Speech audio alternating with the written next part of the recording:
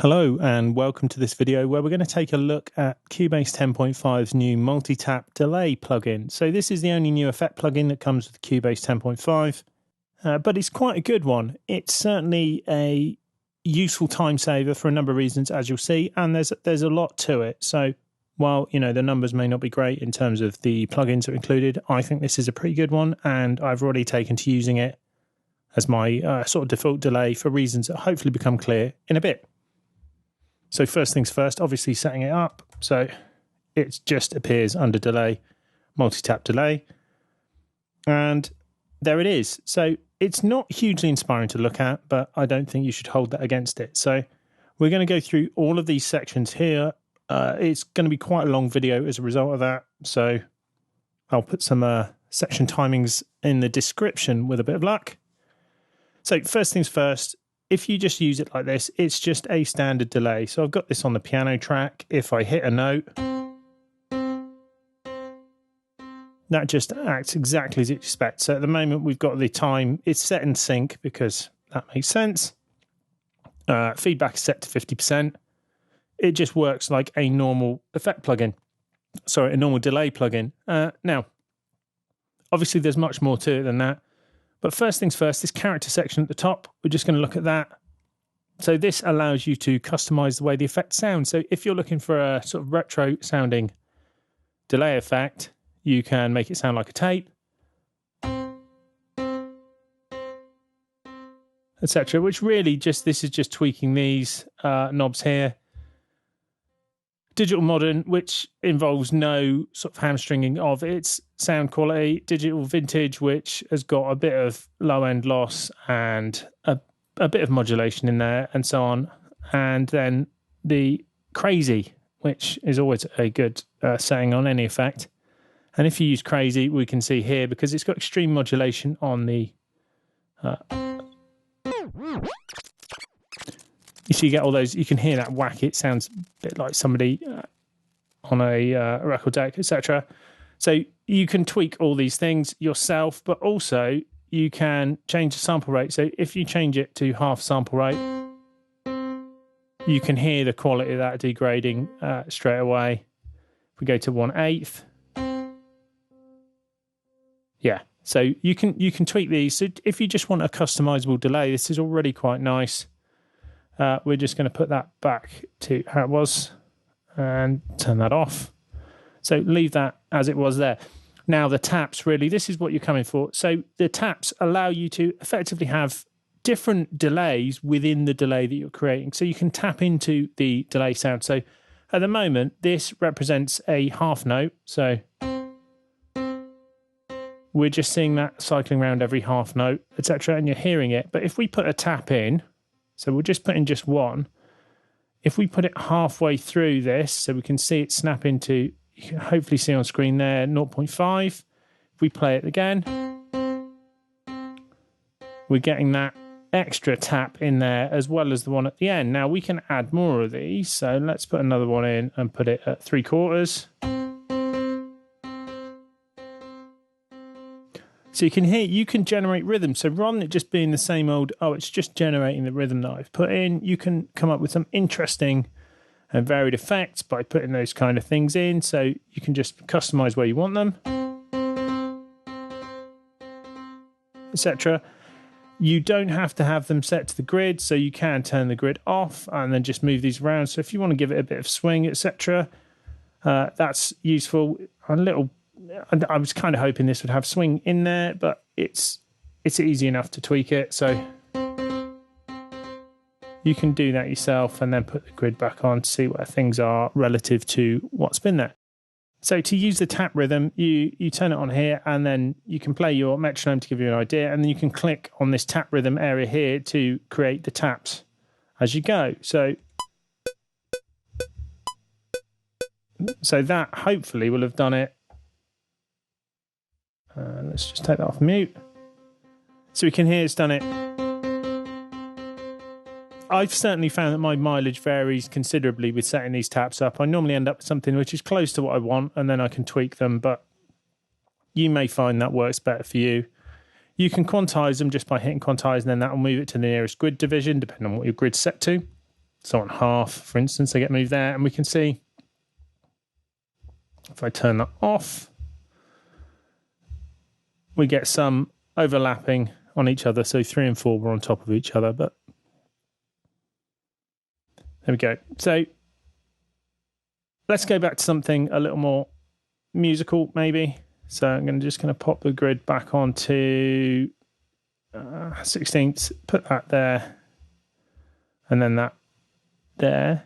And then there are other things we can control. So the circles allow you to control the position, but you can control the volume of each tap. So if we want to emphasize that and make this one quiet, then now we'll hear. So we get that sort of lumpy. Just going to turn tap rhythm off just in case we have any little accidents. So you can do that, and you can also control the pan. So if you're not listening in stereo, this may be lost on you, but I'm going to put one to the left and one to the right.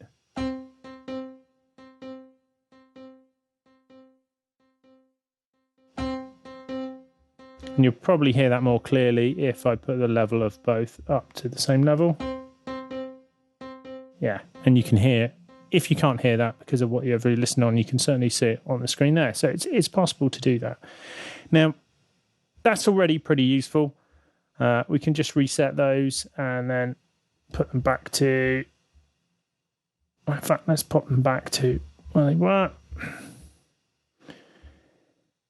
You can randomize them, obviously, and you can pick the options. So here, so let's say you definitely only wanted 2 taps, but you wanted them to be somewhere on the grid. You can pick all these here, and then you can just randomize, and then you get all sorts of permutations there. Oh, the accuracy, sorry, for the grid needs to be 100%. Otherwise, you don't get whatever you want.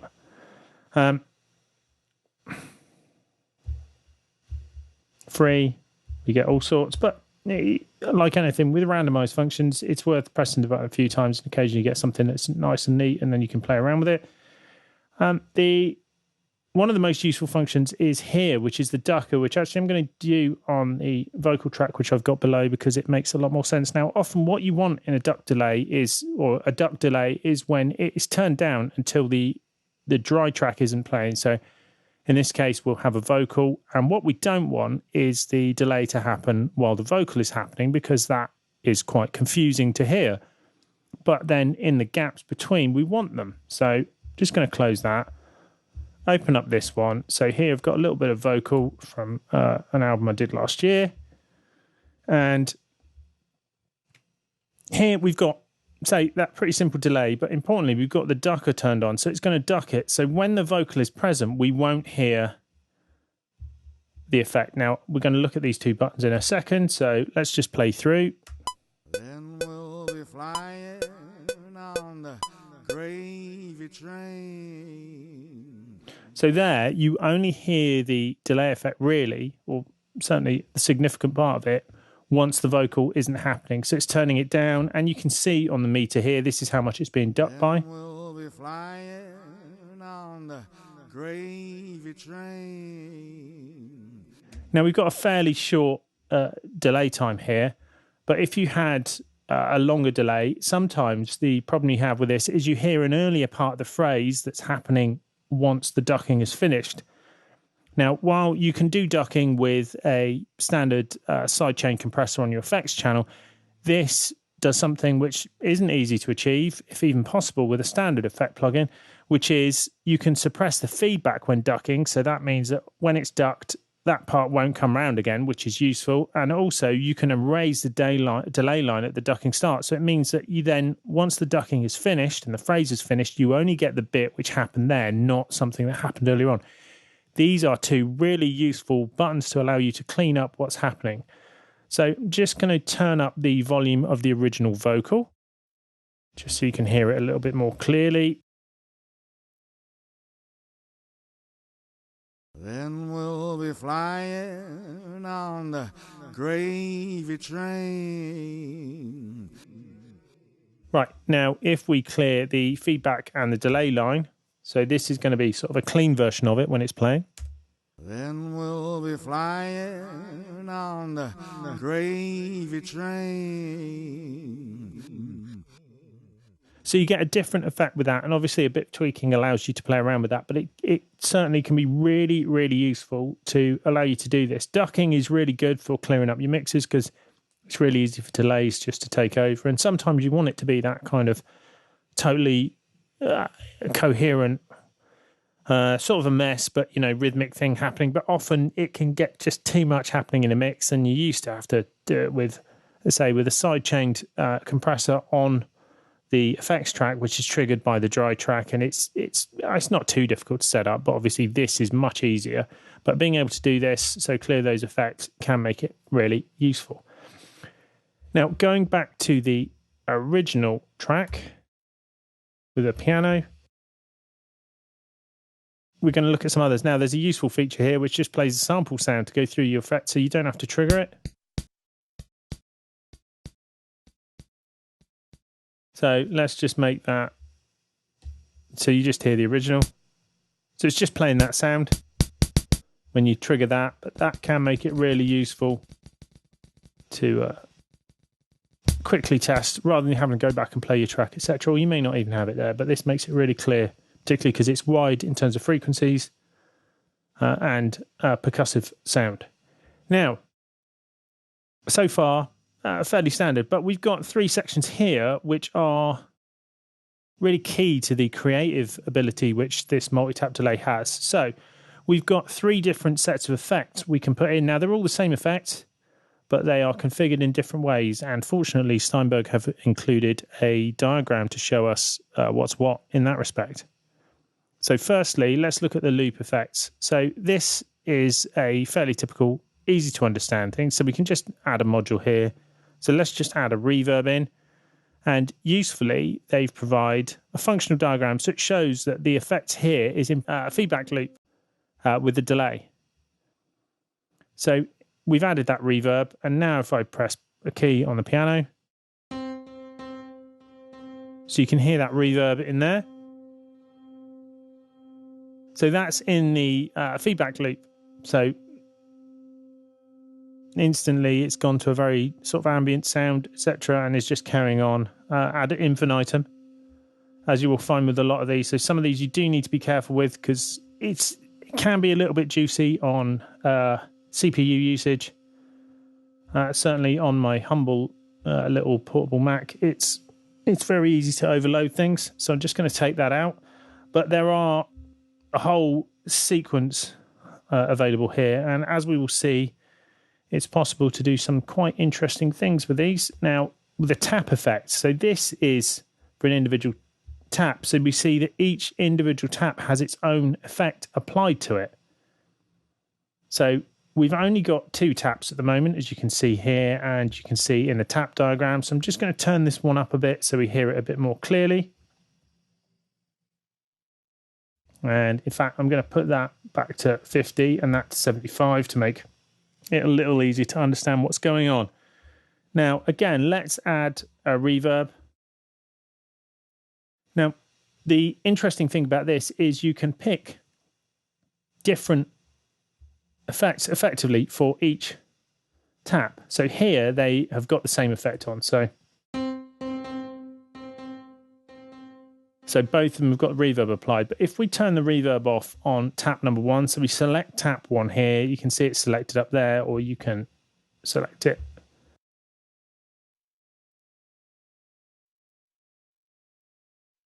So you can see it's selected here, and we can turn it off. So there, tap one hasn't got reverb on, and tap two has. And let's make that really obvious on tap two. So I'm going to turn the mix up to 100%. So there you can hear, because it's got that pre-delay in there, etc. It's quite different. Or we could pick a different effect. Let's go for Bit Crusher, because that's always a popular one. So I'm going to turn it off on tap one, and then on tap two, let's bring it down to about .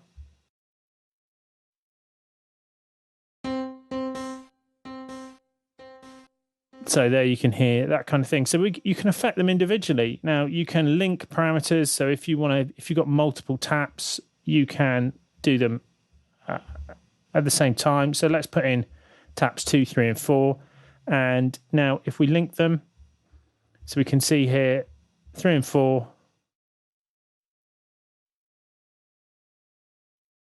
All of them there get affected that way, but we can turn them on or off on individual ones, and then effectively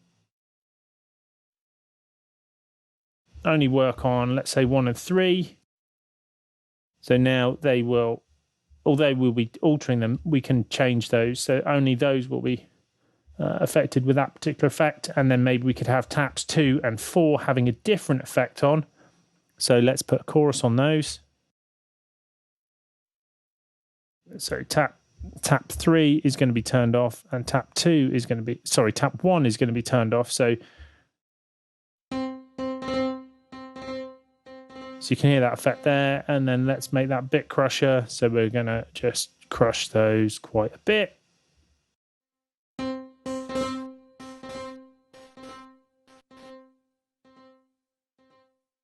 So there's a fair bit of experimentation and creativity. So that's for the individual taps. And then we've got a post effect as well. So let's just bypass those for the moment. And the post effect, as you can see from the routing here, just happens afterwards. So if you want to apply some overall effect to it, you can do that nice and easily. And again, just going to put a reverb on here, make it a bit more noticeable. And then we've got all those 3 things happening at the same time. So there's lots of fun and experimentation to happen here. Now, the presets that are included with the multi-tap delay, there's quite a few interesting ones in there. Just got a few highlights. So first one, just going to look at is VHS keys, which I find most interesting. And you can see here it's using some post effects, some tap effects, and some loop effect as well.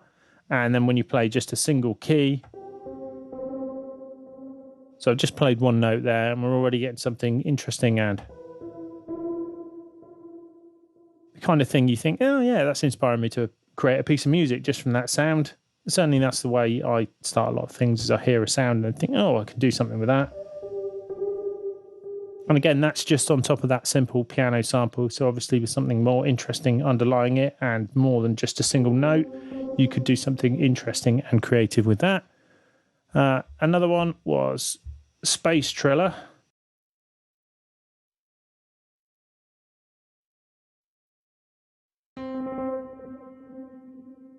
So it's got that nice trill effect happening from the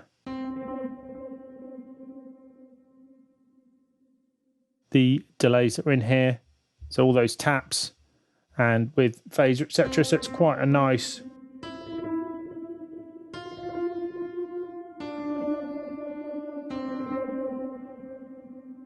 and third one, just have a quick look at complex tremolo.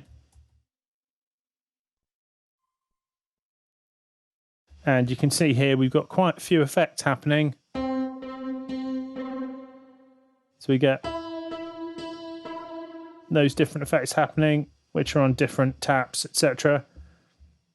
But there are 92 presets to go through at the certainly at the time I'm making this video. I'm not sure if anyone will be had in the final release, but there's a lot to play around with. So this video is already more than long enough, and there's more enough to go through. But it's really a interesting and creative plugin that you can spend plenty of time with to create some interesting sounds.